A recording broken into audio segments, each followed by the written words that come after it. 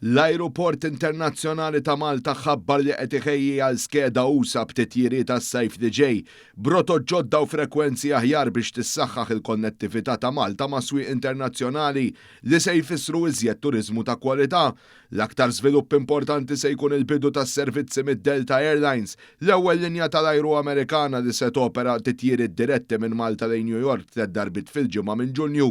Il-konnessjonijiet mal-Ewropa ta' fuq se jissaħħu hekk kif in-Norwegian Air Shuttle se tniedi rotta ġdida lejn Billund u żżid titjiriet lejn Oslo u Helsinki. Ir-Ryanair se testendi t-titjiriet lejn Gothenburg fil-waqt li l-Air Baltic se tirdoppja t-titjiriet lejn Tallinn għal 2 fil-ġimgħa. Ir-Ryanair u l-Wizz Air se joffru aktar titjiriet lejn Tirana fl-Albanija, għar-Renju Unit li EasyJet se żżid rotot lejn Glasgow u Newcastle fil-waqt li Jet2 se tibda servizz lejn Gatwick Airport. Sa dan it-tant ħabbar li fi frar kien hemm iżjed minn 658,000 passiġġier li għaddew mill-ajruport.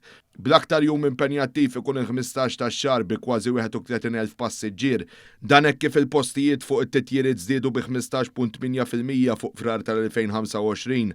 Waqt is-sena l-oħra laqa rekord ġdid ta' aktar minn 10 miljun passiġġier b'34 linja tal-ajru joperaw titjiriet lejn il-111 l-ajruport, l-ajruport għaddej bl-akbar pjan ta' investiment ta' 345 miljun euro biex tittejjeb l-infrastruttura u sissa diġà lesta l-estensjoni tat-terminal parkeġġi ġodda l-ajruplani VIP terminal ġdid u l-5 fan fotovoltaiku.